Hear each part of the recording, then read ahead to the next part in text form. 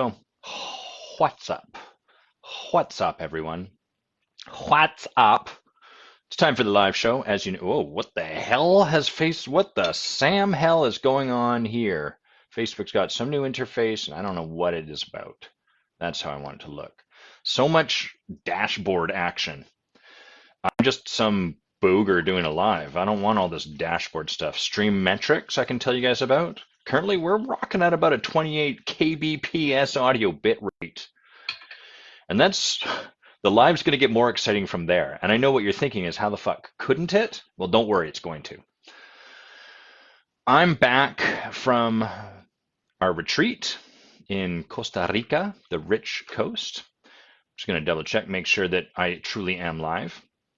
It'd be tragedy if I wasn't. Oh yeah, there I am. And let's minimize this person talking to me, and let's just make sure that the sound's coming through. Okay, that didn't look like the sound was coming through, so I'm going to have to click through here, turn the sound on. Oh, okay, I just heard myself say, what's up? We're good. We are effectively live. Okay, I'll put this here so I can see comments, what people are saying, what's fun. And I've got that. I got my notes over here. I'm wearing a turtleneck here in Canada in the winter. This is the life. Wearing a turtleneck, being in the fresh, glorious air of Victoria, British Columbia. We've had amazing weather since I've gotten back, too. Yeah, I'm going to start by talking about the weather. If you don't like small talk, this is not the live for you.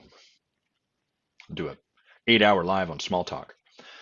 That would be a good live. There'd be some interesting stuff to talk about, which I'll probably touch on shortly. So I flew home Saturday and we were on retreat. We were running our retreat we were down south for about 3 weeks, give or take. The way we set it up is the first, hi, Haley, fuck small talk, he says, aggressively. The first probably 3 or 4 days, Bay and I went down to get our feet settled into the tropics, to relax a bit, to enjoy Tamarindo, which is on the Pacific coast of Costa Rica, and just enjoy ourselves. And then from there, we went to our location, which is an eco lodge pushed into the volcanoes, I guess, of Costa Rica. It's in the jungle. Good morning, Raf. Nice to see you, brother. And we spent a week working with our leadership team first, and then so that was 10 people we were working with, and then 14 more people came and joined us. Was it 14? Maybe it was 13. I think 13 more people came and joined us, and then we were working with all 23 of those people.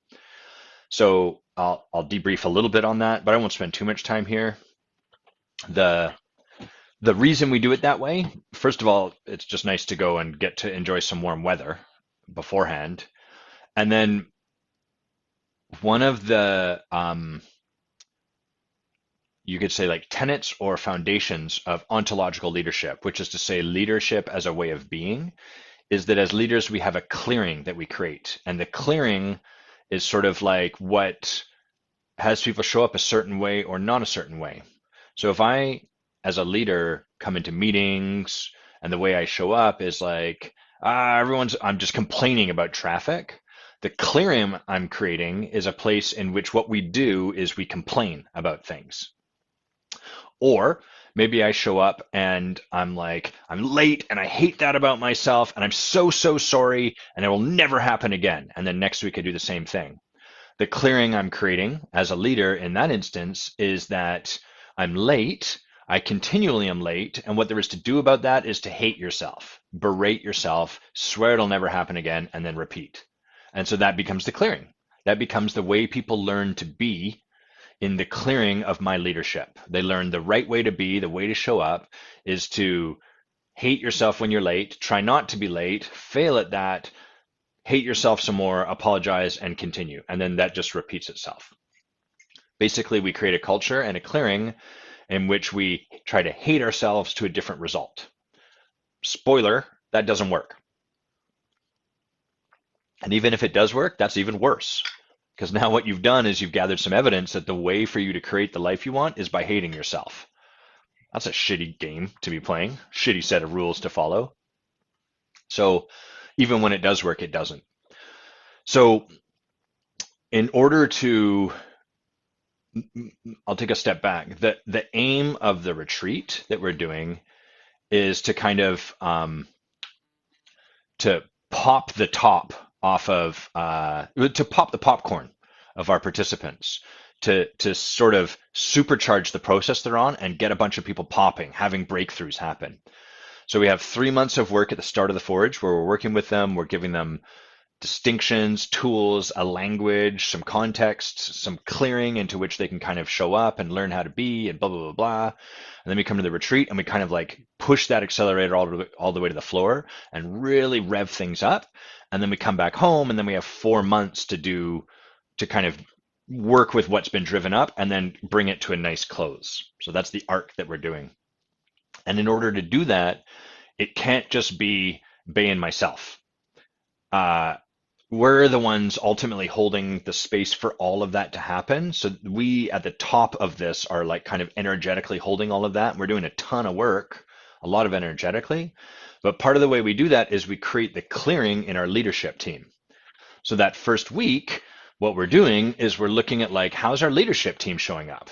Do they have stuff that they're annoyed about? Do they have things that they're holding on to? Like, oh, Adam and Bay did this thing, or the Forge looks this way, or this is wrong.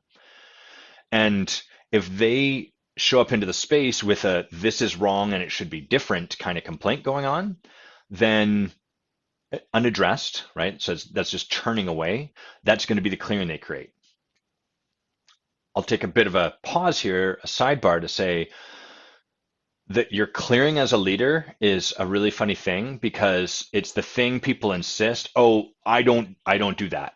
So for example, when coaches start working and they're desperate, they're needy for money, they're like, oh, I don't have money, but don't worry, that doesn't impact my clients. Yes, it does. It's in your clearing. So even though our leaders might be like, oh, I'm annoyed about this, but don't worry, it's not having an impact in the space. I'm really responsible for it. No, no, no. We got to address this because it actually is having an impact. The impact it might be having, the clearing that might be getting created, might be something like, I have a complaint, but I don't bring that to the forefront, and I'm okay to just sit on top of it. So then when people show up to the part of the retreat with everyone, that's going to be the clearing that people step into. They're going to step into that same energy themselves. I have a complaint, but what we do is we don't bring that to the forefront, and so blah, blah, blah, blah. So we have to do a bunch of work at the start with our 10 leadership uh, members of our leadership team to kind of like pop them, to have them go through their work, to have them go deep, to have them courageously lean into what might be there to be shared authentically so they can move through it so that then they can kind of hold that space energetically for everyone else to show up. So that's how we do that work. We do it through layers. So we start kind of with ourselves just for 3 days. We work with our coaches and all of that. We're not doing this on our own. Then we work with our leadership team. Then everyone comes. By the end of it, we were spent. There's a lot of energy to hold. It's a lot of energy to move. We're kind of well, one of the things that happens when I go and sit in ayahuasca ceremony is you have this beautiful team of medicine healers, medicine team they call themselves. About 20 to 25 different people, like shamanistic backgrounds and lineages, and they're creating the space, they're being the clearing, they're serving you the medicine, they're supporting you, and then as the medicine drives up, ayahuasca drives up and confronts you with whatever there is there to be confronted by, they support you to understand what's happening, to find your footing, and to move through it, and to really like trust yourself in the process you're in. The work we're kind of doing, we're basically being both the ayahuasca and the medicine team. So we're the ones driving that stuff up, supporting people to come to a moment of confrontation with themselves, having them see that, and then supporting them to move through it, to see the work that they're doing, and to be willing to let them be upset at times. Because sometimes when people get confronted, one of the things they'll do is they'll make whatever's confronting them wrong. Instead of, this isn't about my stories, my limiting beliefs, my scaffolding about how the world is. That's not what's going on here. It's that you did things the wrong way and you should do them differently. And if you did, I wouldn't feel this way. And so our job is to be super responsible to really receive that energy from them so we can transmute it and help them come back to seeing how, oh, the opportunity here is for me to see my stuff showing up in this moment? More commonly, what happens in leadership circles is people have that experience, and then rather than have their energy received, it just bounces off of the person. So the way that looks is you bring to me or a leader, like, hey, I'm really frustrated because I feel like the food's not good and it's not being given enough, and I'm left hungry. And the chairs are bad and I'm uncomfortable, and so I need us to meet for only 2 hours a day instead of 6. And then what the leader typically does is, how is that your projection? How is that your thing that's showing up? So there's no reception of that energy. There's just like a boing, and it comes right back to you. And those of us that are really committed to doing our work will work with that. We'll take that on. But I think we can do better as leaders. And what we need to do is we need to transmute the energy. We need to receive it so people can feel heard. And so that people don't feel like this is all on them. We need to practice responsibility, listening to that complaint, really getting it. Not getting it like, yeah, I understand why this stupid person would have this complaint, but like getting it in our heart, like, oh yeah, that makes complete sense. I would have that complaint too. In fact, I can agree with that complaint. And if we can do it that way, it makes it much easier for them to take a look on their own side because we're modeling that for them. We're modeling, oh, I'm going to take a look at what you're bringing. I'm going to see how I can be responsible. And so we become the clearing for taking responsibility rather than a clearing which is sort of like everyone else needs to take responsibility for their stuff and all I am is a mirror.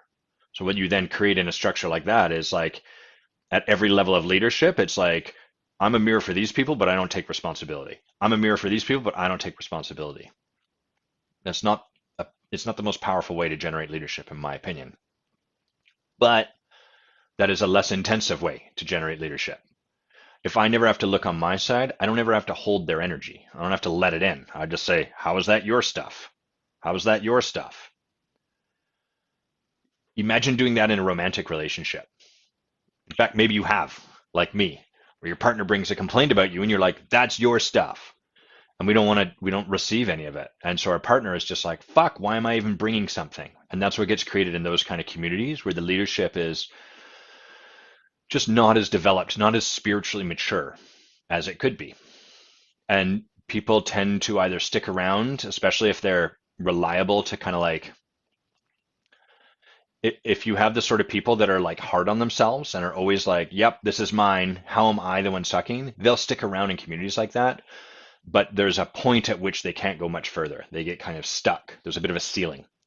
To move beyond that ceiling, we need to be able to take responsibility fully as leaders before we ask anyone else to take responsibility. Before we even think about saying, how's that your projection or your thing? We got to look over here. We got to start there.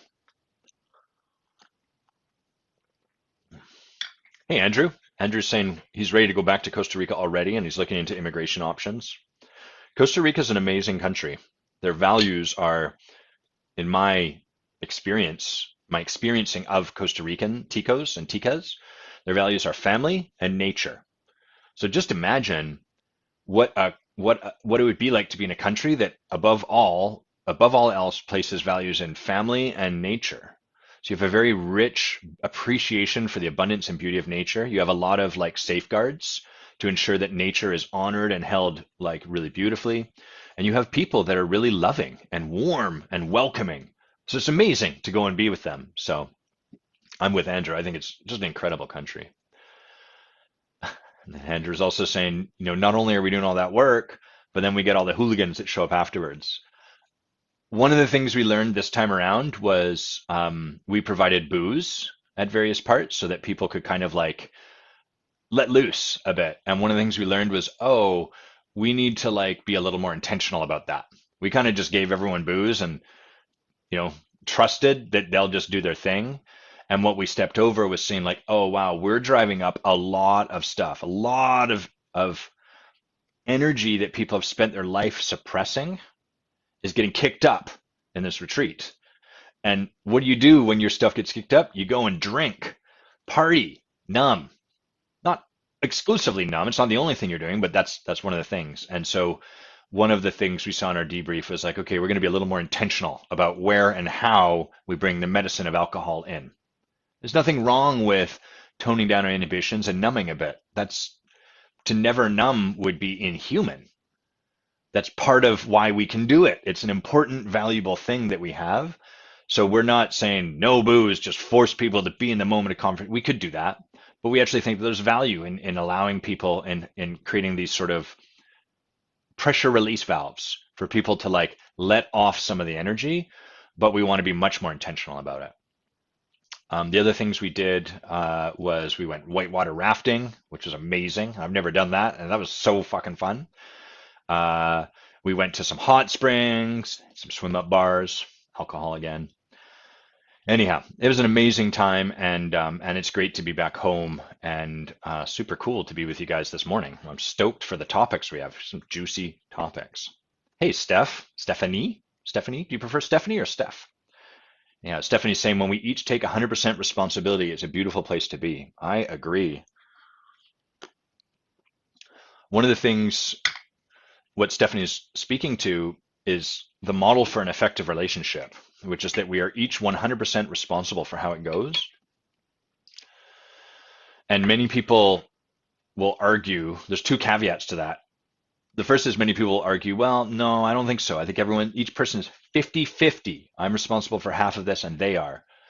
And what the trap of that context for responsibility is, as long as I'm 50% responsible and they're 50%, I now have this huge wide open field where I get to like say what's happening is over there on their side. I don't have to take a look.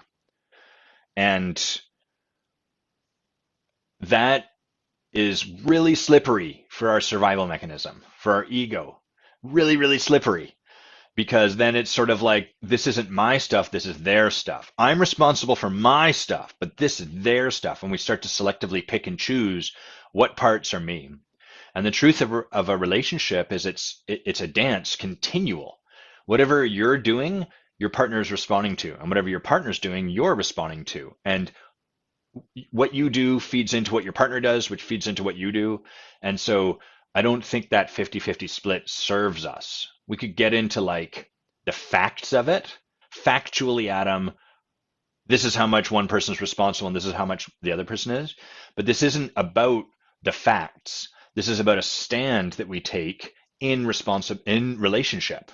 I'm going to stand for the idea that we are both 100% responsible. And what that does, the power in that is it has me always look at how am I contributing to and creating the experience right now. I will give one example quickly, and then we're going to go to some juicy topics. Well, I'm going to respond to what you guys wrote first. So one example is in Bay and I's morning practice, our intimate yoga practice in the morning. We sit and we build intimacy, starting with just me breathing for both of us and her receiving my breath and gazing into each other's eyes, into our left eye. And you'd be amazed at how much intimacy can be created just in a practice like this. There's a lot of polarity that can be created. I'm the one breathing for us, and Bay is the one receiving and feeling for us. I put all of my attention on her, and she puts all of her attention on her. So in a way, as the holder, if you like, of the omega energy or the feminine energy, she is feeling everything in the moment. And my job is to take us deep with the breath to fuel our moment. And so as we do this, because we're humans with baggage who've been in relationship with each other for over 2 decades, stuff shows up. She'll start to like not trust me. And when she doesn't trust me, she stops being surrendered to me. In order to surrender to someone, we have to trust them. And from her not being surrendered, she'll stop letting me breathe her. She'll stop giving her breath over to me, and she'll start breathing herself. What that means is she doesn't hold her breath until I let us both breathe. She doesn't let her breath be drawn longer by my drawing our breaths longer together. Instead, she just starts to like, she's not consciously saying this, but it's almost like, fuck you, I'm going to breathe. I don't trust you. You're not holding me. So in this model of responsibility, I could be like, bitch, you're not surrendering to me. You're doing this wrong. It's her responsibility. She's supposed to be surrendering. And on the one hand, I'm kind of right because that's her part of the practice. But if I hang out over there, I'm letting myself off the hook. And what I have to do is be 100% responsible for what's happening. So that stand invites me into the inquiry. How am I being right now that has her showing up that way? How am I showing up that has her no longer trusting me? How am I showing up that has her relinquishing her surrender to me? What is there for me to practice? What is there for me to do in this moment? Perhaps I need to soften my gaze or breathe more gently. Or maybe I need to even just withdraw a little bit. Maybe I'm being a bit intense, and that's a lot for her nervous system. Who knows? The point isn't whatever the answer is. The point is that that stand for being 100% responsible for what's going on invites me back into that kind of inquiry rather than getting into like a debate about factually who's causing this. Because the truth is, both of us are. And as long as I'm waiting for her, that invites her to wait for me. And then we're at a standstill. Any of you guys felt yourself at a standstill in a relationship? I have many times, not just in the past, and I will in the future. That's the art of intimacy, is to learn how to notice these blocks as they show up and then like to work with them together in the moment so we can create something different. Raf, it is an incredibly powerful practice, in part because of how simple it is. And then it's also like tough because we come into like the roadblocks that we have in full intimacy with each other. And so it can be sometimes it can feel like a real grind, where we just woke up a certain way and we've got whatever's going on for us, and I'm trying to breathe us and Bay's like trying to surrender, but neither of us, we're all gnarly. And I'll tell you, those 20 minutes in the morning can feel like 6 hours, just awful. And we practice. And then there's moments as we continue this sacred practice, there's moments more often as time goes on where it's just absolute heaven, just feeling each other and being in this beautiful, intricate, polarity-based dance with one another.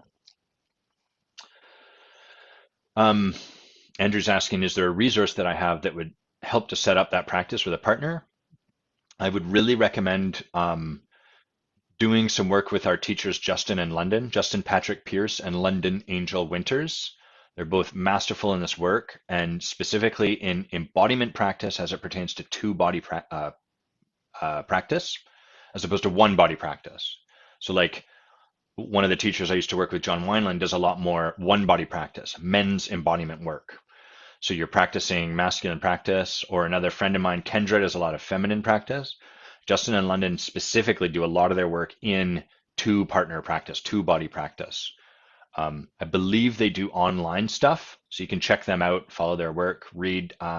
London has a fantastic book called, I think it's The Enlightened Woman's Guide to Everlasting Love. Highly recommend that, men and women. But their stuff is great.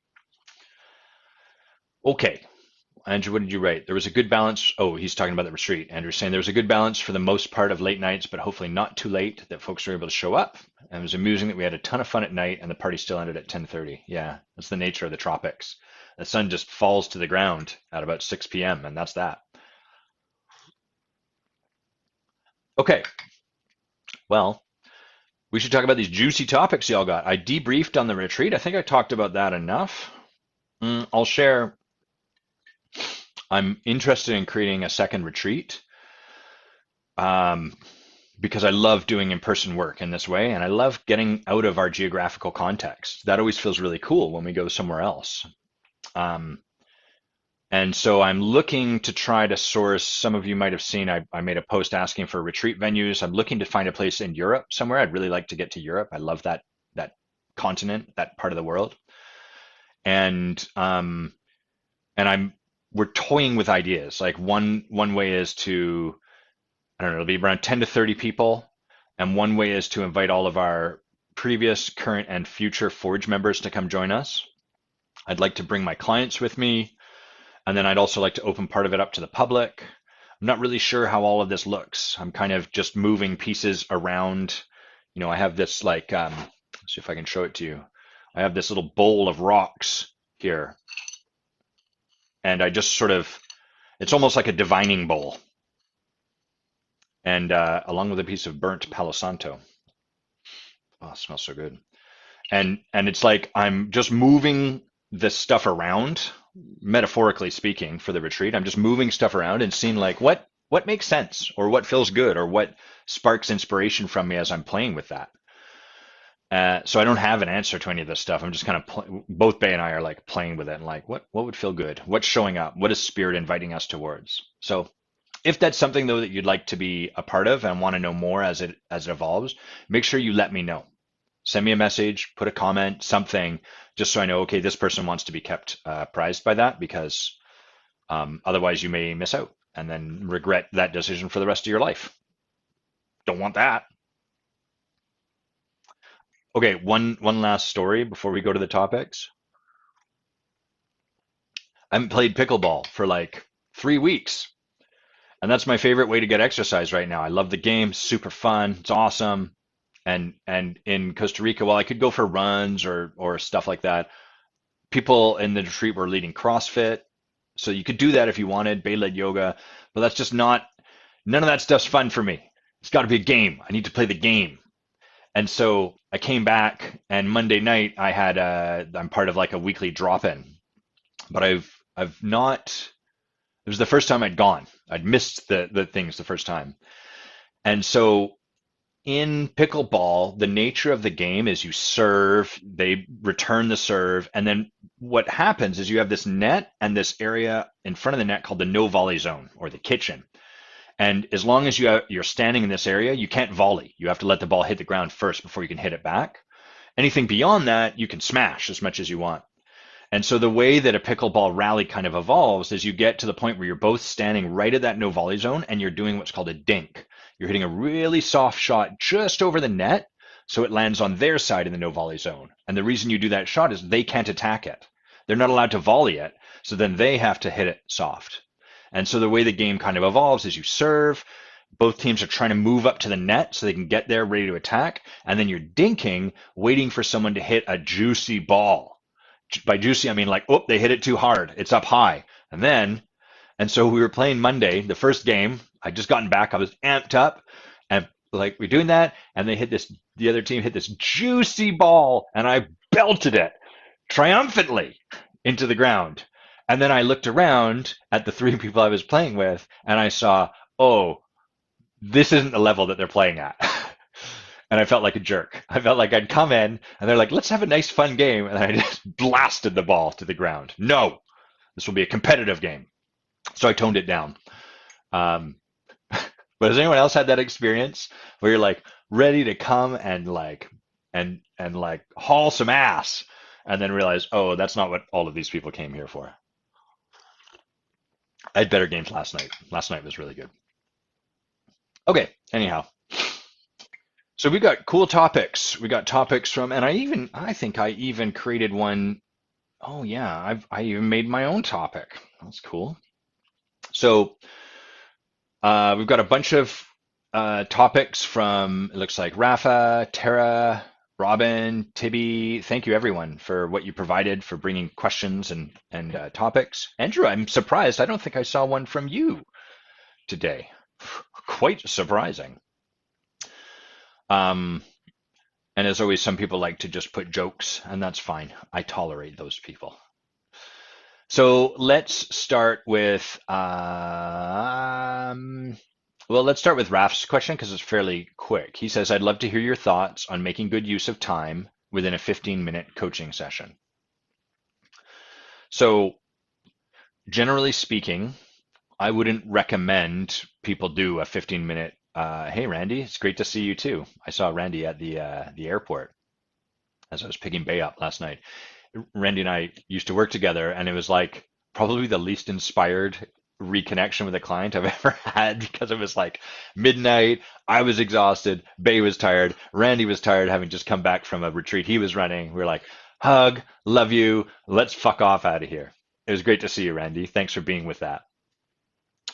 So, yeah, 15-minute coaching sessions. How do we, how do you make good use of that? So first of all, my first question would be, is this set up like there's a container with someone where they're like, I want coaching, and you're like, I want to give coaching. Great, we have 15 minutes for it. If it's more sort of like I don't know, do you have any thoughts on this sort of thing? That's a little different because it's actually not set up as a container for coaching in 15 minutes. So that's the first thing I'd be curious about. And I'm going to answer this as though we've set it up intentionally with a container for 15 minutes.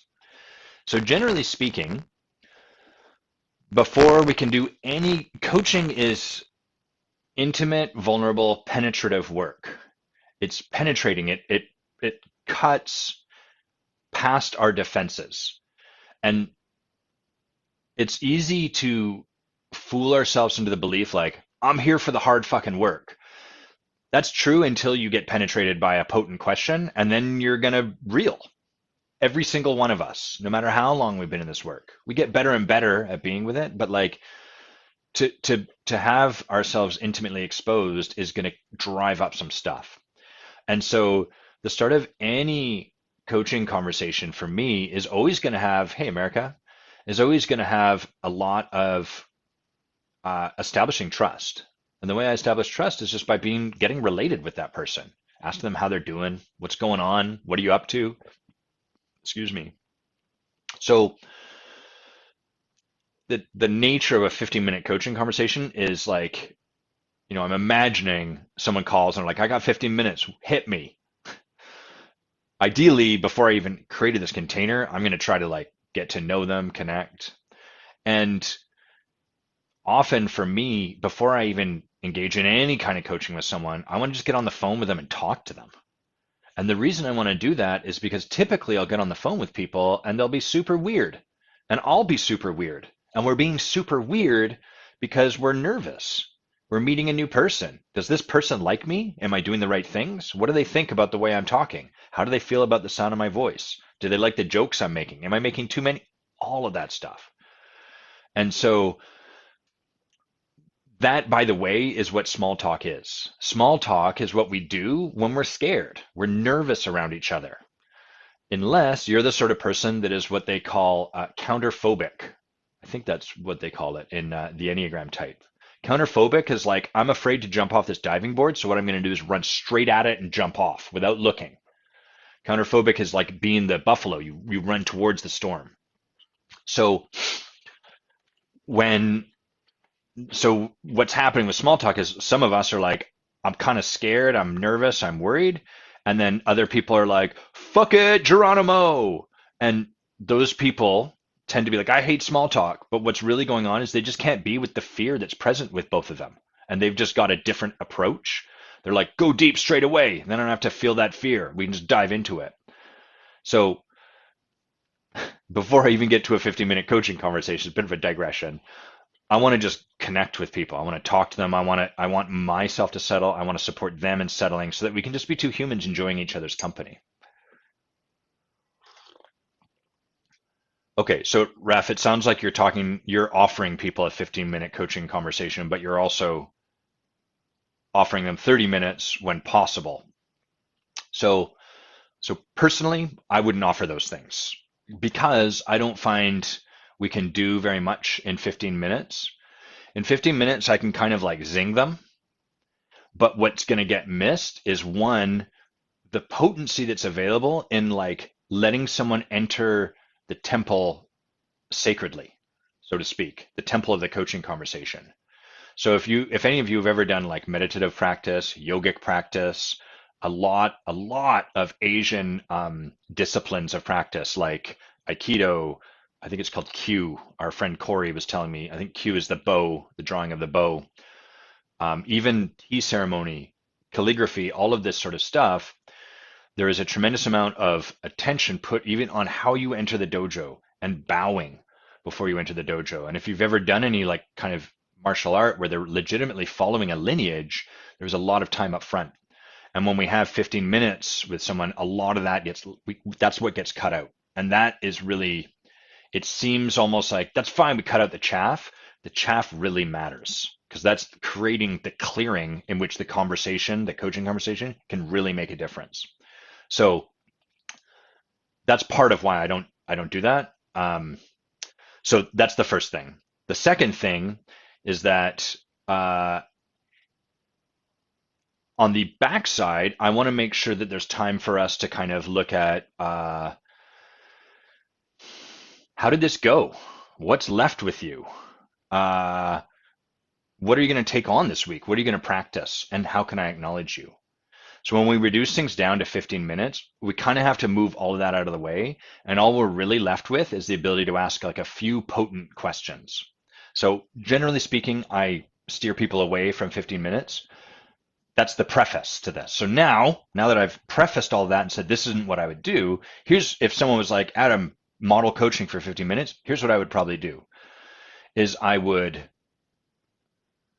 first set up, I'd probably preface it with someone. I'd be like, look, typically I'd like to spend more time, but we're gonna go straight for the heart as quick as possible because we have little time. Are you okay with that? Are you a yes to that?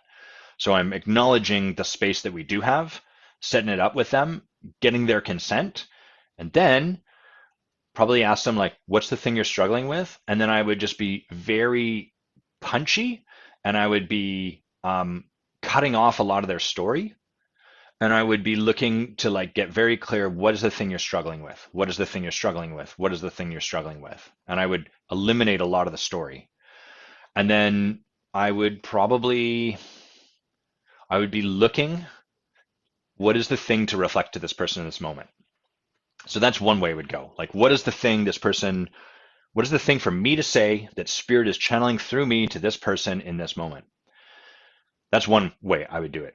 The other way I would do it is I would spend those 15 minutes just listening to that person so deeply that they were left in the experience of having been heard, unlike any other experience. So I used to be a part of a community. I used to lead in a community run by Rich Litvin, who some of you may have heard of. And one of the things he did, which I didn't think was the best practice, but was speed coaching. So you'd set up two long rows of chairs and people were set up across from each other and you'd have 5 minutes, sometimes like 3 minutes to coach. And then they'd ring a bell and then one row would get up, move down. Here's the next person. Up you go, speed coach. And the idea was like, let's just get people practicing coaching a bunch of people. I think you miss something in that because you're kind of avoiding the intimacy a little bit that comes from like being in a longer term conversation and being with the awkwardness. Speed coaching, you kind of skip over that. But all the same, one of the things I often ended up finding myself doing was like someone would show up and be like, oh, my wife or my husband or my job. And all there really was for me to do because there was so little time was just to listen to them and really leave them in the experience that where they were was beautiful and profound in its own right, and that there was nothing wrong with them, and that I really got what was going on for them. And to a lot of people, that wouldn't look like coaching. But in fact, my experience was that was the most powerful thing I could offer them. Hitting them with like well, you need to leave that person or something along those lines, that was rarely what was really going to move their life in any particular powerful direction. It was more just giving them the gift of being truly heard. So that's my best answer to the 15 minutes. Let me see what you wrote here, Raf. Raf writes, I recommend people choose a 30-minute option, and this is within the Fearless Mastery. This is the way the micro coaching offering is set up. Well, Raf, I'm going to have a conversation with Leo. I'm going to set him straight. I'm going to be like, what the heck? Robin is saying that she's a yes to the European Forge, or at least the retreat, and so is America. Great. Thank you both. That's good to know. And then Andrew is just saying it's been a while in my submission of topics. Andrew's one of our superstars for submission of topics. He's been in a space where he's soaking up all that he's gained these last 6 months, and he'll come back with a flurry of questions around enrollment soon. Hell yeah, looking forward to it. Okay, so that's what I would do with 15 minutes of coaching. I would probably err more on the side of like really getting. And then if a question came forward to come through me, then I'd probably ask it, but like more just leaving people in the experience of being gotten. As Stephanie, I like the way you put that, Stephanie, like generous listening. This is one of the most impactful things we can do. Like in the Forge, at the core of it, what we're doing to support people, and when I work with people to develop their leadership, it's not about the doing. There's a bunch of actions and doing. There's a bunch of stuff we can teach, but like underneath that, what we're developing in people is the ability to see people at a depth that does not exist by default, to like see people really deeply below the surface of how someone's showing up to who they truly are.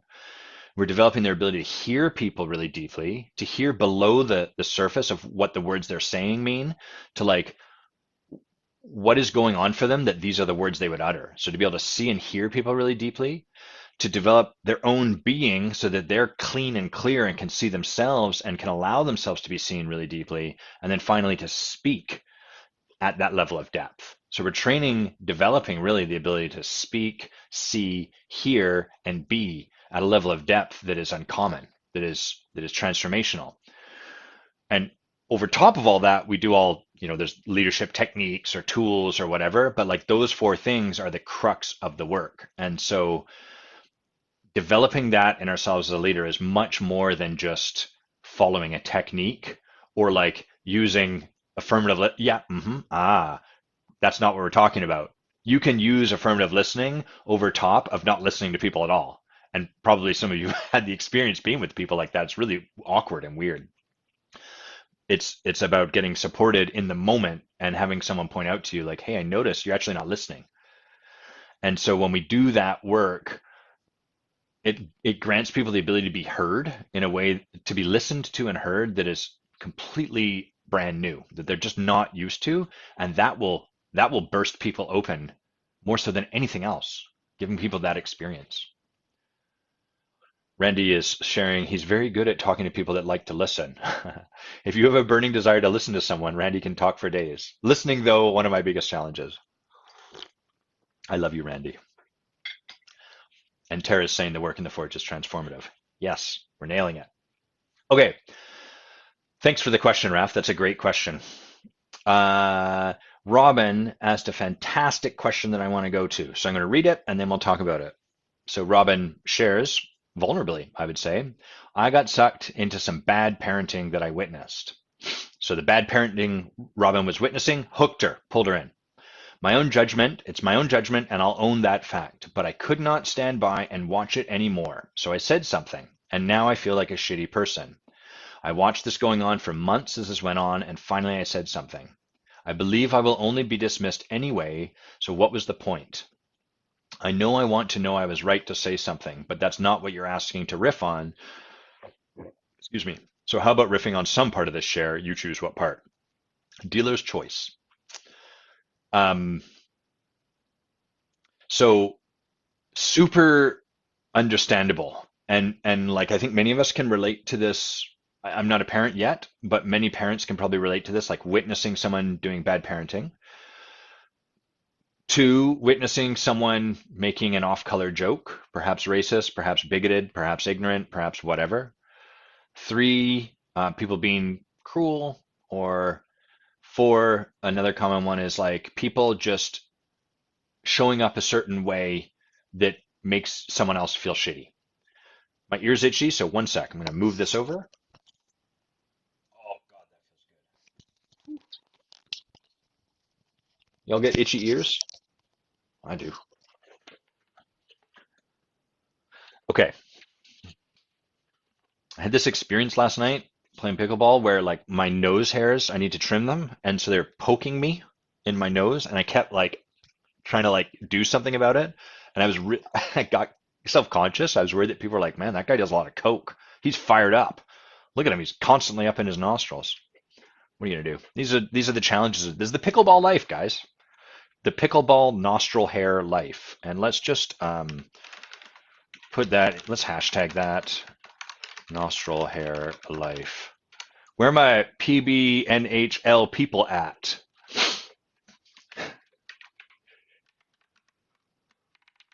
Okay, there we go. That's enough silliness. Let's cut the shit. Let's stop having fun and talk serious about bad parenting. So, super understandable place that you've gotten to, Robin, and I think most of us can probably relate to it. So, it's a tricky place that we find ourselves in, societally speaking, first of all, which is there's been for many, many years a lot of what we could call like casual homophobia. Like I went back, my brother and I took my dad to a Seahawks game in December 2 months ago. And after the game, we were sitting around at the Airbnb we'd rented, and I was like, Bren, my brother's name's Brendan. Bren, let's put on the 40-Year-Old Virgin and watch that with Dad. It's going to be hilarious to watch him. I was going to watch Dad watching the 40-Year-Old Virgin. So we had that on. That movie's about 13 years old, maybe not even that much. And I was astounded by how much the word faggot was in that movie, or fag, or like calling each other gay. And I was just like, wow, we've really moved on. Because the first time I saw that, it was still kind of funny, or it didn't ping the same way, didn't ping me the same way. But now I was like, my God, this is like a little hard to sit with. So there's been a lot of this like just casual, offhand racism, homophobia, that sort of stuff. And we're learning, hey, we got to call that out. We got to address that. We can't just let our uncle, you know, spout racist shit at the dinner table. That we can't do that. There's a challenge though, which is twofold, threefold. I don't know. Let's see how many folds there are. Maybe 8.5. Maybe I'll take tea first.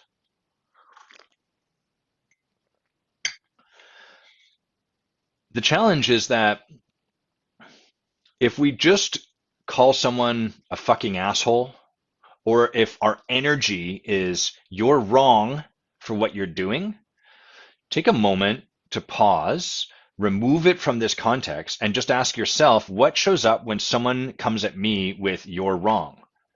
And what typically shows up for most of us is we dig our heels in, we say fuck you, we say actually you're wrong, or we entrench ourselves and justify why we're not wrong and in fact we're right. So calling someone out with you're wrong actually creates division. This, what I'm describing, is like one of the cruxes of the polarization that we see in political spheres, not just in the States, but especially in the States, is this you're wrong, oh yeah, you're wrong, and here's why I'm right, and why you're, and so on and so forth. So we have this problem. The problem is we see bad parenting, homophobia, racism, anything that we're like, that hurts. It hurts our soul. And we want to call it out, but what happens is we call it out over top of our pain, our own spiritual anguish at what we're witnessing. And then inevitably the call out comes across as you're wrong, stop doing that. Here's a subtle one I heard from when COVID started. One of the people I'd gone to law school with was like, had posted about how these people were doing things wrong. I think it was a complaint about the people in the partiers in Florida when COVID first struck. I don't know if anyone remembers that. It's kind of a distant memory, a quaint memory. And she was like, oh, they're blah, blah, blah. And I wrote, and this wasn't a very artful thing for me to write. It wasn't particularly offensive or anything, but I just wrote, you know, hey, they're doing their best. And her response was, well, they should do better, or it's not good enough. Okay. So the hard part about all of this is we have judgment and annoyance and anger and heartbreak. Usually at the bottom is like heartbreak. And then it's easier as humans for us to feel we experience our heartbreak as righteous anger, frustration, fury, judgment. All of those things get layered on top of our judgment. And so let's move. This applies to all of those things I mentioned, but we'll move now into the conversation of bad parenting. How do we work with that and what's happening? So what's happening, my hunch would be, Robin, there's a part here of you that's like, they're fucking wrong for this. You shouldn't parent that way. And parenting is one of those things that is very hooky for us because children matter. They're innocent. They're naive. They're defenseless in many ways. They're the future and they're easily like hurt. And so how could someone do this, right? So we get into this, they're wrong for what's happening. And then we are like, I got to call something out. I got to do something about this. So first of all, it's important we not make anyone wrong for what happens next, which is to say, I think they're wrong and I'm going to call them out. So we're not wrong for that. No one's actually wrong, but we're going to walk our way there. The trouble is the impact we're wanting to have. So the impact most of us really want to have, if you get down to it, is like, I want to I want to move that person towards a better way of parenting. I want to support them to get somewhere different than what they're doing. That's a bit hard for us to see. That can be a little nuanced because from they're wrong and I'm feeling empathetic pain for that child and I'm mad at them for doing it, it's hard for us to feel at that level of compassion. We tend to just be like, fuck you, fuckface, stop doing that. And when we communicate anything then from that place, those people receive the energy of I'm wrong from our communication. And then what are they going to do? They're going to entrench their feet. They're going to be like, fuck you. Who are you to tell me how to parent, right? They turn it into you're wrong as opposed to I'm wrong. How dare you step over the boundaries and blah, blah, blah. You're wrong. Or here's why she's wrong. Here's why I'm right and blah, blah, blah, blah. So that's what tends to happen. And as a result, we kind of like call something out because at least then we didn't just stand by, but all we do is perpetuate the thing. We don't actually move the energy. It just keeps perpetuating itself. That's not wrong. That is what is happening is not wrong. That's the hard part for us to get to is none of this is wrong. So the way that we get to none of this is wrong, hold on, let me just check. Let's start with what's available or what could be possible. The ultimate ideal, I think, in these situations, I believe, is to create art with them. If what I do is I end up getting upset with them, like calling them out, and then they entrench themselves, it's all art, but that's not really the art we want to create. It's not particularly artful. What would be more artful is to support that person or to help that person move to like something different, to help them, if we imagine they're closed, to help them open just a little bit. Even from here to here is going to allow a little more to come through. So there's a few things required to do this, to move through this. The first is we have to like find our way back to compassion. We have to find our way to a place that the bad parenting or the racism or the homophobia or whatever it is, we have to find our way to a place that actually comes from innocence. This is a high fence for people to get over, especially when it's something as hooky as bad parenting or any of that other stuff that's up in the zeitgeist. But that's where we need to get to. And I'll tell you how we walk back to that place of seeing them with innocence. But like, that's the initial place. No one shows up and is like, you know what? 7 a.m., I'm going to have my coffee, I'm going to read my paper, I'm going to use my phone for a bit, and then I'm going to go out and be a shitty ass parent. This is going to be a good day. Let's do this. Let's drill into my kid's head. No one has that thought. No one is intending to be a shitty parent. What is happening is people are getting flooded. People are beyond their capacity and then react from a survival mechanism. So that's what's going on. So we need to get to a place of innocence because only from seeing them in their innocence can we start to support them, to love them, to be with them. The way we get over that fence is even trickier. And the way we do that is we start to look on our side of the fence and see how we can do the very thing that we are judging over there. If I can see how I might show up the ways that I am judging this person for, then I can begin to have compassion for myself. That's not where it's going to start. At first, I'm going to be like, there's no fucking way I would ever do that. Full stop. I would not do that. Never. Never in a million years would I be that way. So we need to create a bit of space between ourselves and that insistence that we would never do that. The way we create that space is we start to ask questions like, what is the way of being I'm witnessing over there? I find them being ruthless. I find them being unkind and uncaring and callous. Okay, great. We want to kind of separate how they're being from the circumstances of it. They're being mean to a child. You should never be mean to a child. That's a little heated, right? So we step back. They're being callous and heartless and unkind. And then we have to like do this really hard work, which is either get support from people around us. Hey, can you tell me where do I show up this way? Not do I, where do I? And we have to look for ourselves. And some places we can look are like, where am I? Where do I show up ruthless and unkind and callous? And good places to look are where you justify it. Because everyone's justified in the way they're showing up in the moment. That's part of the innocence. That bad parent is justified. in their mind, in the way they're showing up in the moment. So we have to look, where do I justify my callousness, my ruthlessness, my unkindness, my lack of empathy and compassion? One way we can look is like, where do I do that to myself? If I don't do it outward, am I willing to treat this human being that way? And then justify it. Well, at least I'm only harming myself. That's different. It's the same energy, the same energy.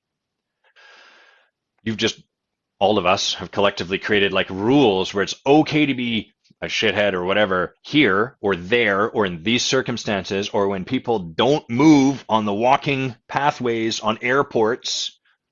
That might be some of my energy. Maybe. I'm pretty sure it's justified there. But where do I show up this way? And what happens as we start to look is, and if we're willing to ask people to support us and they start to reflect it, the first thing we do is justify why this isn't that. And our work becomes, can I sit into this energy and let myself feel the shame or the guilt or the self-judgment that I have around the fact that I do this? That's what we have to move through to get to compassion. So we have to start to like be willing to see where we actually do the same thing. It's impossible to empathize with someone as long as I'm insisting I would never do that. As soon as we can start to see that we actually perpetrate the same energy we're judging, now we have access to the ability to begin to bring compassion to it. And if I can start to bring compassion here and see my own innocence in it, never in a million years would I choose to deliver this on someone intentionally, and yet here I am doing it. As soon as I can see that and hold myself with grace, now I can start to hold someone else with grace. Everyone's still tracking? Could someone just write yes in the comments? Because I know this is like, it's dense, what we're talking about. This is dense energy we're moving through, which is why the world doesn't go naturally in this flow. The way the world goes is I'm right that you're a fuckface, and then you receive that energy and you choose to be right that I'm a fuckface. And then we stop ever being able to hear each other. And then in a village, we just never talk. But on the internet, because we're completely connected with people all the time, the fire is like getting gas poured on it. And then you have like the political shitstorms that exist in the world. So it's okay if you're like, Jesus Christ, this is a lot. It is. And this is the opportunity for us, is to bring this into the world. Randy, I agree. Yeah. It's weird how everyone else is a fuckface, but not me. It's strange. So once we have compassion over here and we can start to hold our own innocence, then we can start to see, hey, I'm not intentionally doing this, but there's times when I show up that way. Maybe the same is true for this person. And if we can get to that place, now we can begin to support something different. Now we can begin to create art. By the way, everything I'm describing is a muscle. So the more you practice with this, the more facility you have. If at first you try to do this, you might be like, holy crap, this is so much energy I'm moving. It's like going to the gym and lifting a weight for the first time ever. You're shaking, you're vibrating, you're lifting a 2-pound weight, and it's the hardest thing in the world. But if you are willing to keep practicing, it gets easier and easier. You advance the weights, you practice with bigger scales, but your muscle adapts. So this is no different. It's the same thing. So once we can hold them with innocence and see like, oh, they're unaware of their impact, the thing I find works best from here is to bring them love and stand for possibility. Bringing them love, what that's about is that when people are showing up in that judgmental, angry, whatever kind of energy, that's not a human's natural state. No baby comes out of the womb, turns around and punches its mom in the stomach that I'm aware of.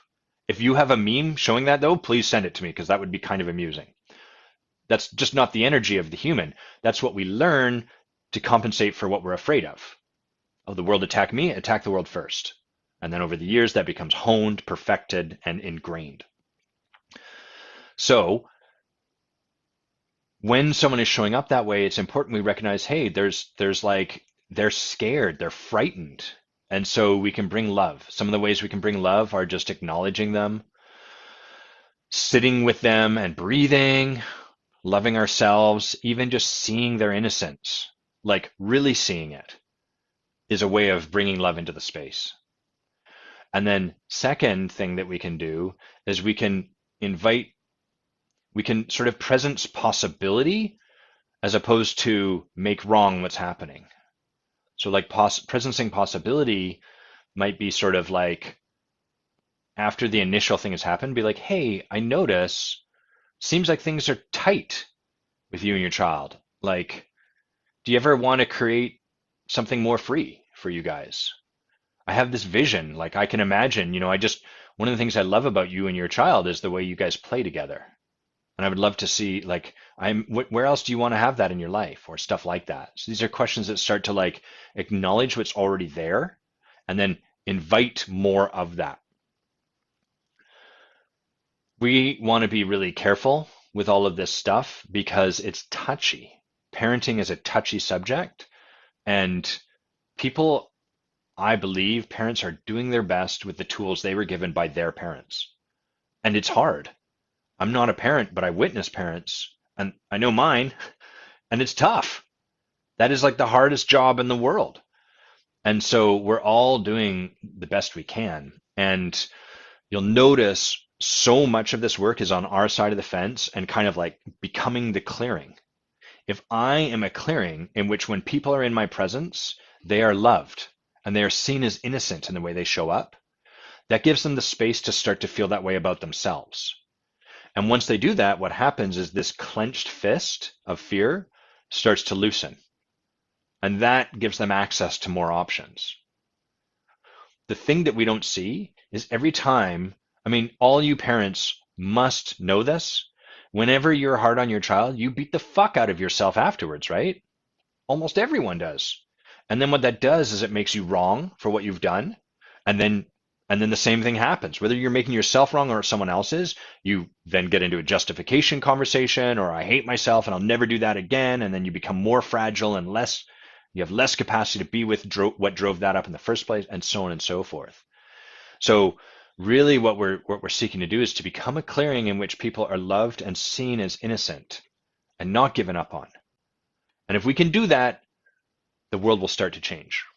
If we can do that with our political opponents, the world will start to change. If we can do that with the person that cut us off in traffic, the world will start to change. If we can do that with ourselves, the world will start to change. I'm just going to read here. There's a lot of fuckface being used, and I like it.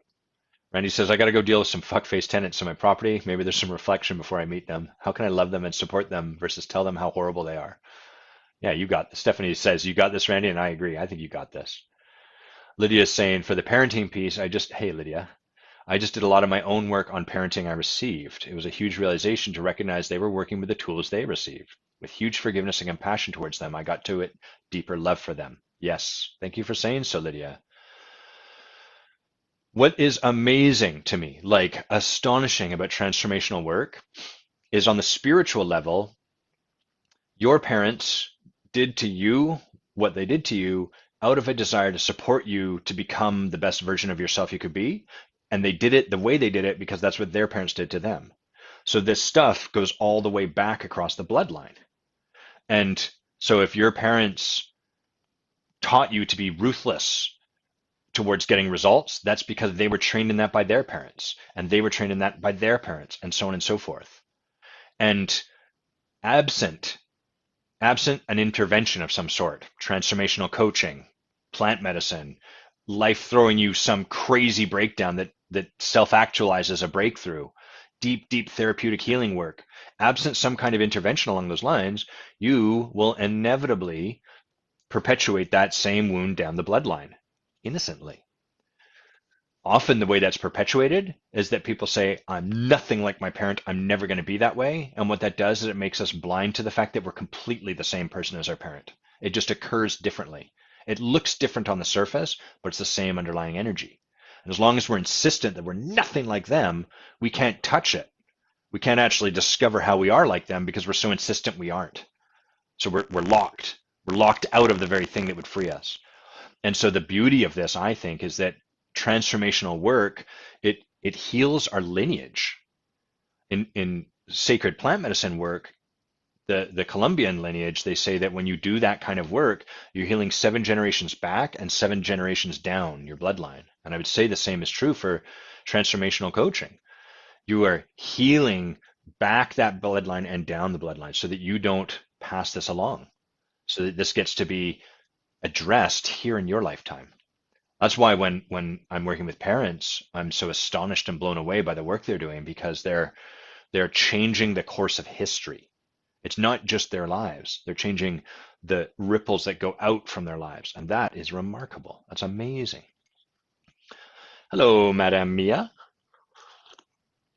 Okay, Robin, thank you so much for getting triggered, hooked into that energy. Thanks for your beautiful practice with that person. And then thanks for bringing it here so we could have this be such a rich, beautiful conversation. That's awesome.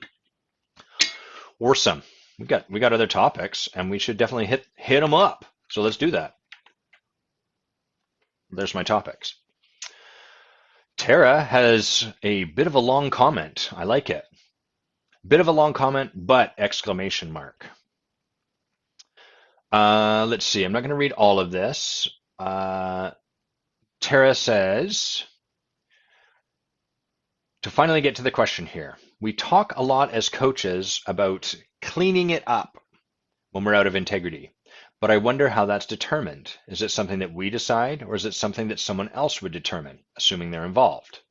What does it mean, generally speaking, to clean up something? Thank you. Thank you, Tara. That's a great question. So, before I go to that question, Robin's saying an idea for a European retreat, 5 days of walking the Camino de Santiago, or bike or taxi for the last 100 kilometers. Could have a day in Sarria to start the journey and a day at the end in Santiago. Transformation abounds at every turn. We definitely would want some activities, but 5 days would be a lot. It might be something we'd add on. But Robin, if you have locations that would accommodate a group size 10 to 30 around that area, that would be a huge help. And I would definitely be up for that. Okay, so what does cleaning up mean? When do we need to clean up? Blah, blah, blah, blah. So integrity is a funny thing because the way we relate to integrity normatively, societally, I guess, is like you don't have integrity and that's bad and you should fix it. Like, because I feel like it's wrong for you to be out of integrity. The way in transformational work we hold integrity is that it's entirely yours. Like, it's okay if you're out of integrity. There's just a consequence to that. And the consequence is that your life becomes less workable.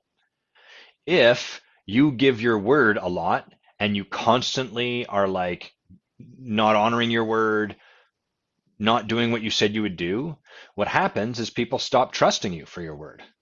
And you say you're going to do something and it doesn't happen. So people stop delivering stuff on time to you. And people stop worrying about your desire to be there at a certain time because they're pretty sure you're going to show up late anyhow. And so over time, your life becomes less workable. The metaphor that Werner Erhard uses for integrity is a bike wheel with the hub and the spokes. And he talks about like integrity as having all the spokes. And as you remove spokes from that bike wheel, that's what it's like losing integrity. Eventually, at first, the bike wheel it's just less workable as a bike wheel. It can support weight less. You can't do wheelies or jumps or like hard landings because it'll cause a problem. And eventually, once you've removed enough spokes, it just completely cannot function in terms of its job as a bike wheel. So that's how we hold integrity in transformational work. It's yours to own. And it will have a consequence and other people will manage that consequence, but it's not a normative, it's not a moralistic thing. It does not make you a bad person if you lack integrity. People will react and manage around you a certain way, but you're not a bad person. We do away with the notion of being bad or being good. If you have integrity, you're good. If you don't have integrity, you're bad. That's a problematic context because it makes it hard for us to come to terms with the fact that we're always in and out of integrity everywhere in our life. If I have a story that it means I'm bad if I'm out of integrity, it's going to be hard for me to just notice the place where I'm out of integrity. I have a vested interest in not seeing that. I would never be that way. I'm not a bad person. Stops being workable. So that's the first thing. And cleaning up, as Tara's asking, is really about like, oh, I've gotten a mess on someone. Something based on how I've shown up has left someone in my impact. So if I tell someone I'm going to be at the tennis court, let's make it a pickleball court at 9 o'clock, and I show up at 9:30, that leaves an impact on them. I don't know what the impact may be. There's probably many of them. One, they might feel kind of embarrassed that they had to sit at that court holding the space. They might feel unimportant, like I don't care. They might feel like, Jesus, is Adam okay? He's always on time. What's going on? He's late. That's very rare. That's the impact I could have left them in, concerned about my well-being. I might have left them feeling like, fuck you, I don't care about your time, my time. There's any number of impacts. We don't really know what it is. The thing that's important as an individual to understand is there's no obligation for you to clean anything up. You're not required to do that. It is perfectly acceptable for you to live your life in such a way that you create a bunch of impacts in the world and do nothing about it.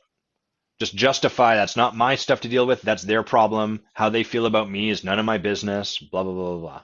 That's totally acceptable as a way of living your life. It's got some consequences. It's going to have an impact that'll come back to you, but it's totally acceptable. And we know this is totally acceptable as a way of life because there's tons of people completely living their life this way. So we want to get away from the idea that you should clean stuff up, that you are required to, that it is important to. It has benefits. There's benefits to doing it and to living your life this way. There's also consequences to cleaning up and living your life this way in integrity, like Tara's talking about. So hopefully at this point, we've made the case that you don't have to do anything. It's not a requirement. There's no necessity to do anything like this. Set that aside if that's there for you. So we can go to the next part. The next part is in terms of a leader. If what you are committed to is being a more impactful leader in your life, integrity has a big impact. If as a leader, I keep showing up late, then people are going to stop taking me for my word. When I tell them that something's going to happen, they're not going to trust me. When I say, look, we're going to do this and it's going to be amazing, they're like, maybe, probably not. That guy's so untrustable. And as a result, my ability to cause stuff to happen in the world through the power of my word is diminished. And so to really be powerful as a leader, we have to develop the power of our word. We have to develop the power of our own integrity such that people know they can rely on us. People know, hey, when Adam says we're going to make this happen, I can trust him. I can get behind him because he honors his word. For me to trust him at his word, I know that that's going to work out. And that's part of what enrolls people in your vision as a leader. So it's not that you have to do this to live a good life or to be a good, acceptable person. But if what you want to do is practice a level of leadership that creates an impact in the world, then this starts to become an important kind of barrier to entry. You got to be willing to play this game to do that. Just like you're not a good person if you don't know how to ride a bike. But if you want to get from your house to the bus stop in 5 minutes, then you might need to learn to ride the bike. But it doesn't make you wrong or bad. There's no objective universal requirement that you learn to ride a bike. And there's no objective universal requirement that you become the sort of person that cleans up the messes they make. Okay, hopefully we're all on the same track. Let's drink tea. Simultaneous sip. My tea's getting kind of cool. It's not as warm as it was. It was hot initially. Now it's tepid. Tepid beans. Okay, so that's that. The next thing is like, how do we determine where we need to clean up? Like what, is it that someone tells me I'm upset with you and then I need to clean up because they said so? The model I like for this is the model used in recovery work, 12-step work. So Alcoholics Anonymous, Narcotics Anonymous, Adult Children of Alcoholics, all of that sort of stuff. And in that work, you go through a phase called making amends. You list all of the people that you may have harmed from your addiction or your lack of emotional sobriety. And what you are doing in that process, as far as recovery work is concerned, is you are getting yourself right with God. You are clearing the channel so you can once again be open to what Spirit has to provide you. So you're not really cleaning up for them. You're cleaning up for your own freedom and access to be fully expressed as a human. Because what happens is when you break integrity, when you create a mess, that creates a hook for you, creates a place where you have to either be like, I suck, that's the sort of thing I do, and you got to monitor that every day, every moment to make sure you don't do it again. or you have to actively suppress it. I don't care about other people's impact. Well, you do. You've just gotten really good at pushing it down. So you have to either put all your energy into managing to ensure you don't do that anymore, or put energy that you're probably not aware of into making sure that you don't feel the impact that you're having in the world. And what that does is it takes away some of your power. It's what we call a power leak.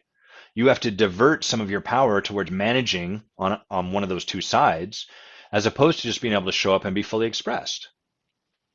So that's where I like to look. When we're talking about cleaning up, it's like, hey, how do I feel in this? Not from a justified, fuck them, this is their business, it's not my business, but like, is there a place I could get myself a little more right here? Could I engage with this person, with myself a little bit more? So I think, Tara, that's like the most important place in terms of like what determines cleaning up. And I think that's the heart of it. Someone may come to you, like people come to me from time to time. They're like, hey, you did this thing and it really upset me. Sometimes former clients, sometimes people that like were at an intensive I run like 5 years after the fact. There's nothing I have to do. I don't have to clean that up. I'm not obliged to do so. But my stand in this work is to practice. I want to practice. I want to be someone that has an impact in the world and then is responsible for that impact and that leaves the world whole and complete. So for the most part, when people come to me, I'm a yes. I'd love to clean that up. And what that means is I sit, I listen to my impact, I apologize for it if it was something that left a mess on them, and then I see where there's for us to go from there. Sometimes you'll end up with people that are like just unwilling to let go of stuff. And so again, we have to decide where we draw the line. For me, it becomes, okay, look, I'm willing to have a conversation. And if they're like, I'm still upset, I'll probably have another conversation. And at the end of that conversation, where I'm going to go with them is like, hey, look, I noticed we had this first conversation. Now we've had a second one. It seems like the first one didn't really quite hit the mark. So what are you going to need in this conversation now to make sure that this actually is complete for you? Because that's my stand for us, is that this actually is addressed for you. What do you need for that? So I'm really standing that this conversation makes a difference for them. But that's not because I'm supposed to. It's because that's where I come to in this conversation and me looking at integrity. So that I would say is how it's determined. It's yours. It's what is the stand that you are? What's going to make the difference for you? Okay, cool. We have one question left. Our viewership is dropping. People don't like this integrity talk. Let's go back to bad parenting. Tibby asked this question. I like this question. So Tibby, thank you for your question, Tibby. Says, hey, Adam, good to have you back. Good to be back. I'd love to hear your take on what life free of compromise looks like. Is compromising some aspects of our lives a part of a set of beliefs as well, or our perception of compromise? I am in conversation with a lot of parents, possible coaching clients, and they have provided solid reasons why creating such a life is an illusion. And since I haven't created this breakthrough for myself yet, I know it's my job to do that first.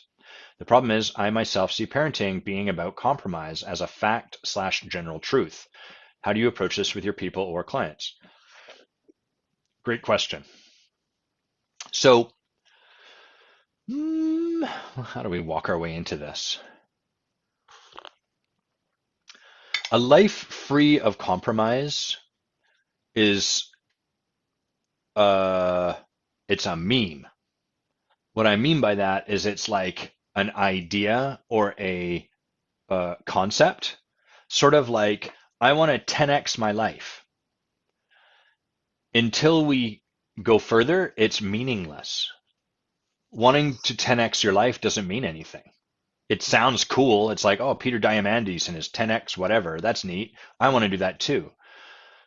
So we have to, for me, when someone brings something like that, I'm like, great, what would that look like? What is it you want to create for which compromise is currently in the way?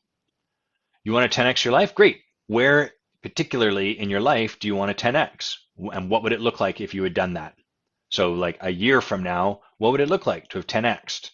Or a year from now, what is it going to look like? What would you want to have created that would be an indication of you not having had to live a life free of compromise?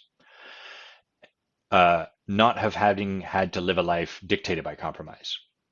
And what this does is it gets people out of the miragey, kind of vague idea of compromise as a whole and the heady, some such as myself might say, masturbatory nature of like, but what does compromise mean?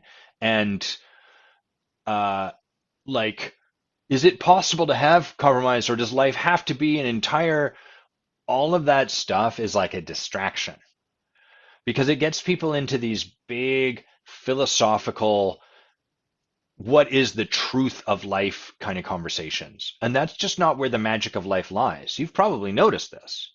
The magic of life lies in the getting your hands dirty, putting your feet and your hands in the soil, doing stuff. So rather than engage with that as a concept, when people would bring that to me, I'd be like, great, tell me what that would look like. What do you want to create? And then they'll say, well, I want like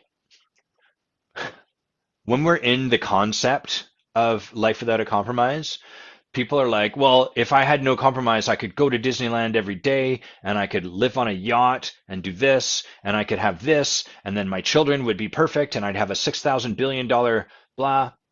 And that's fine, but are they actually willing to do what is required to create that?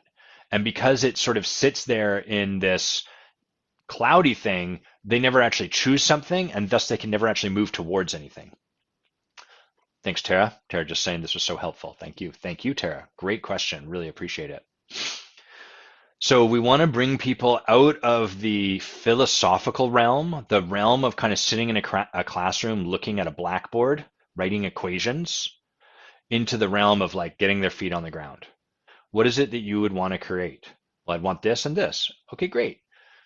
Why is that currently impossible in your life? And as we do that, we can start to look at what is the what is this what is the what's weighted against itself? Well, to be a parent, I have to do this and I have to do this. To be a parent, I'm unwilling to ever be away from my child for more than an hour. Okay, great. What else? Blah, blah, blah, blah, blah, blah. Okay, what else? Blah, blah, blah, blah, blah, blah. And what that's going to do is it's going to start to show us the things that are in the way of what they want, the other stuff they want. And from there, we can start to ask questions about like, what is the story and or beliefs and or like way they view the world, the lenses that they have for things like parenting themselves, the world, that makes it impossible for them to have both of these. And from there, they get to make a choice. So every choice is going to have a consequence. Usually when people are like, I want a life free of compromise and they haven't explored that very deeply, what they're saying is like, I want to not have any consequence whatsoever to any choice I make.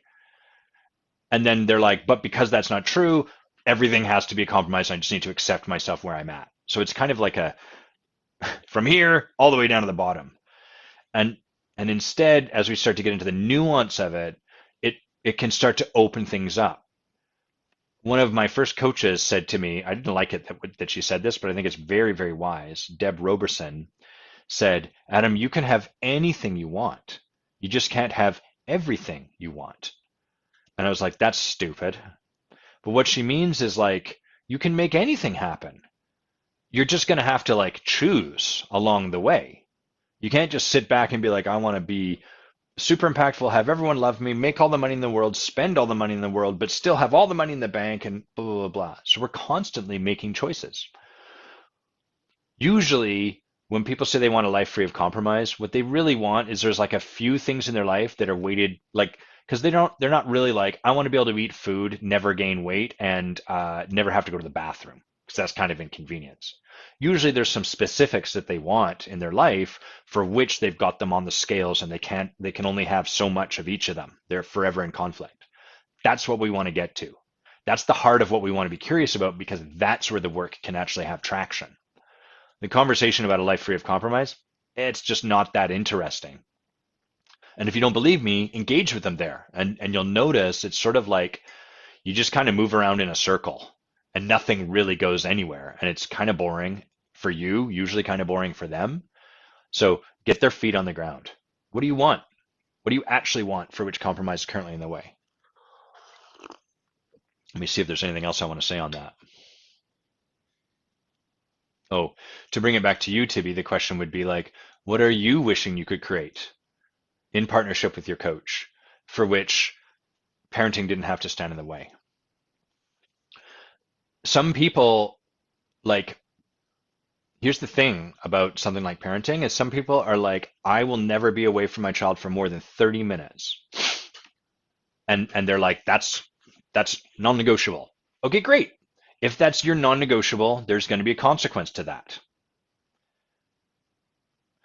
However, if someone is curious and interested in seeing something more broadly, we can start to look at how come. We don't have to, right? If they're just like, I don't want to talk about it, great, no problem. There's going to be consequences to that. You're going to, no matter what you do, you're going to have to take your child with you. That's that. Some places, like a bar, won't let you in with your child. So you're going to have to accept the consequence of that choice is that you can't go to the bar. Hey, Ruth, lovely to see you. We're talking about a life free of compromise. However, if someone's like, I'm never, like away from my child for more than 30 minutes, but at the same time, I really want to go to nightclubs. I wish I could have it all. If they're open to exploring things, then we can start to look at like, well, what's the story you have about parenting that has you insist never being away from your child for more than 30 minutes? And we can start to explore that with them. And it might be like, well, I was raised by my parents and they were always gone. And I've concluded after reading books that 30 minutes is the ideal time for a parent to blah, blah, blah, blah. Okay, great. Are you open to exploring that? Are you open to creating a new context for yourself? Is it possible that what you've concluded isn't absolute truth? And from there, they can create a new story to step into, a new way to relate to parenting. We could support them to complete on their past, complete the way they were raised so that that no longer has to dictate the way they raise their children, so that they have a wide open field to choose from rather than instead just being a reaction to the way they were raised. All of this becomes available if they're willing to take a look. And that's the crucial part of this. We can't force them to take a look. So if someone's just like, nope, that's the way it is, great. Then you've made a choice and now there's consequences to that choice. And the opportunity for people in that regard is to be empowered by the choice they make. So the flip side to this is often people are like, I'm unwilling to consider any other possibility but this choice, but I hate that I can't blah, blah, blah, blah. And so what's going on is they're making a choice and then they're disempowering the choice they've made. They're sort of like a victim to their own choice instead of being empowered in it. Great. Here's the choice. Here are the consequences that come with that choice. Here's another choice. Here's the opportunities and consequences that come with that choice. Which will I choose? And what sets us free as humans is once we've chosen to really empower a choice. Yeah, I don't get to go to nightclubs, but rather than sit in that and stew about it and be a victim to it, how can I empower myself in that decision? Where do I want to put my attention instead of at what I'm missing? Where do I really want to choose into empowering this decision? How can I make this decision feel more empowered for myself? And that sets people free, as opposed to being kind of tangled up in the woe is me, which is ironic because they're victimized by their own decision. It's funny. I think it's funny. I think it's hilarious. Okay, my fellow awesome transformational people, I think that's where we're going to end today. I got pickleball this afternoon. It's meant to be windy, and that's the worst weather. Windy and rain, terrible pickleball weather. So I'm hoping it stays good because it's not windy yet. I hope you guys have an amazing weekend. It's super good to be back. I'm just going to check and make sure. Oh, next Friday we get a live. Cool. So I look forward to connecting with everyone, chatting. Please bring your topics. Please buy this book if you haven't already. And if you're someone that was promised a book because you supported me in the release and you haven't been sent one, please send me a private message and let me know. I know some people have told me they didn't get it. I want to make sure you get it. I just need to manage my inbox. So just send me a private message rather than a comment so I know. And if you haven't read this, I promise you it'll change your life. If you like any of this content, who do you think you are is what's up, I believe. This is my kind of attempt to put something into the ontological world of leadership that doesn't yet exist. So if you think I'm cool, you should read that book. Love y'all. Have a great weekend. Peace.